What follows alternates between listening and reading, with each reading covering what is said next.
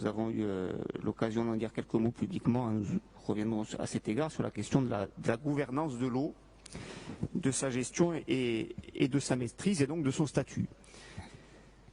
Cette question, je le disais, elle fait débat à l'échelle de l'humanité entière. Elle est socialement vive en Corse, où le débat est ouvert depuis plusieurs années. Je crois qu'il faut saluer et se réjouir notamment que l'Université de Corse ait pris l'initiative très tôt, en 2005, d'accueillir des sessions de la Faculté mondiale de l'eau, de Riccardo Petrella, dont Saverio Lugiani, auquel Saverio Lugiani a fait référence, socialement vive aussi parce qu'il y a eu des mobilisations et des combats autour de ces questions.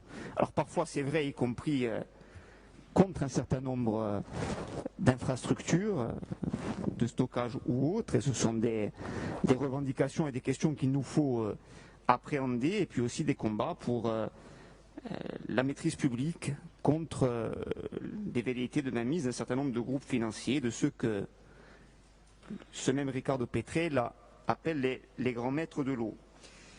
Je crois que ce rapport, ce schéma, qui est un schéma d'aménagement, mais qui pose plus largement donc la question de l'eau à une perspective de 3 décennies, a un certain nombre de vertus que l'on relève, que l'on souligne et que l'on salue. D'abord, la première, c'est que je crois qu'elle pose la question, et surtout, elle tente de la résoudre, d'un rattrapage historique, mais cette fois-ci opéré par les institutions corses, par la Corse et donc pour les Corses. C'est un schéma qui a été salué par un certain nombre d'acteurs au moment de sa présentation, je pense notamment à la profession agricole, et nous le saluons aujourd'hui.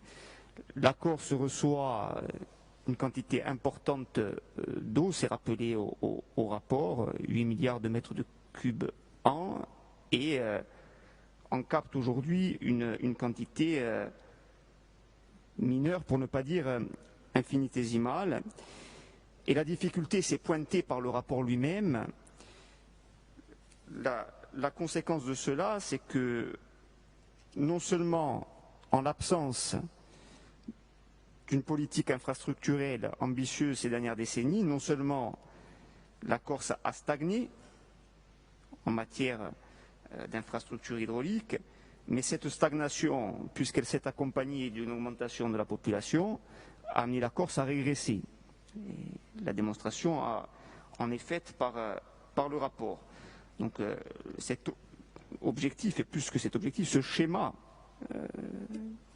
phasé sur plusieurs années d'infrastructurelle permet de nous donner une perspective de rattrapage, et évidemment c'est un aspect qui nous agrée. Alors, au confluent de ce qui peut ou pourrait apparaître à ce rapport et de ce que pourrait être l'Office demain, parce que je crois que c'est aussi un élément du débat, je crois qu'il y a un certain nombre de choses que l'on relève de façon positive.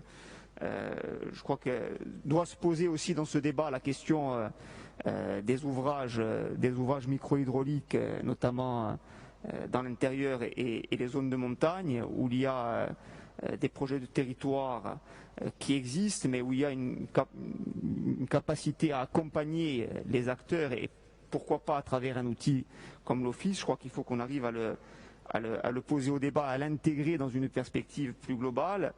Il y a la question sur ces mêmes zones de l'irrigation, pourquoi pas, et très certainement en ayant une discussion avec EDF sur les territoires où il existe des barrages, de renégociation de nos droits à l'eau dans ces régions. Je crois que c'est une question qui est fondamentale et qui fait l'objet de revendications. Je crois enfin que, et je le disais, que cet office, oui, Jean-Martin Mondelon, il parlait de l'office de l'eau, nous avons utilisé nous-mêmes cette expression.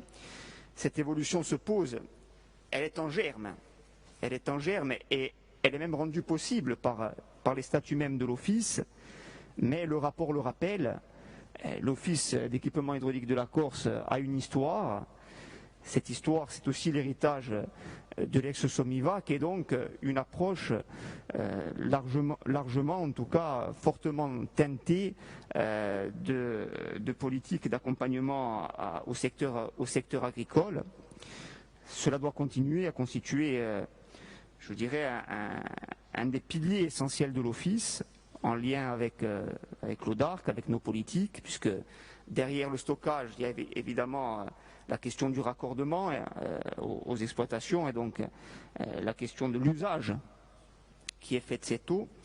Mais à côté de ce pilier, même si je le disais, les statuts ouvrent la porte à ce que l'Office intervienne et en matière énergétique et en matière d'eau potable, nous sommes très favorables à ce que sur ces questions, l'OEHC, dans le cadre d'une évolution des offices et agences dont nous avons débattu hier, puisse se positionner comme un véritable office de l'eau. On a parlé des ouvrages micro-hydrauliques. On peut aussi poser un certain nombre de sujets qui aujourd'hui sont en discussion, en expérimentation dans d'autres territoires. On a eu l'occasion de débattre dans cet hémicycle du rôle que pourrait avoir une énergie comme l'hydrogène dans le cadre de l'évolution de nos capacités et de notre souveraineté énergétique.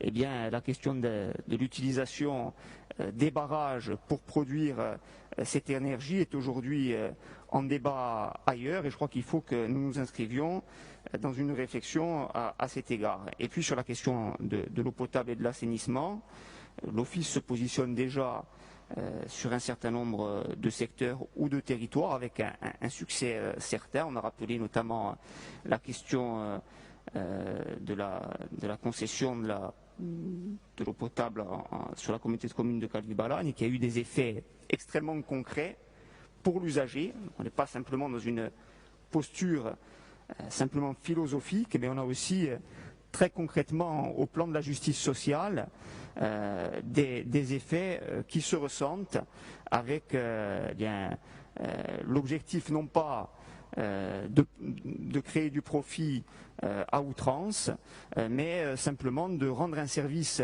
à l'usager au juste prix, y compris en modulant la tarification sur des critères sociaux ou sur des critères de résidence. Et c'est je dirais, une perspective que nous souhaitons pour notre part voir se généraliser. Donc j'en viens au troisième point et dernier point de mon intervention. Je crois qu'au cœur de ce rapport et l'introduction du rapport... Excusez-moi, je rappelle que normalement il y a 5 minutes par groupe, un seul orateur et 5 minutes. Là, je pense que nous sommes un peu au-delà. Donc pardonnez-moi, il faudrait conclure, Monsieur le Président du groupe. J'étais resté sur le format ancien, vous me pardonnerez, Monsieur le Président, mais je conclus. L'idée, c'est qu'il y ait une maîtrise publique. L'introduction parle de souveraineté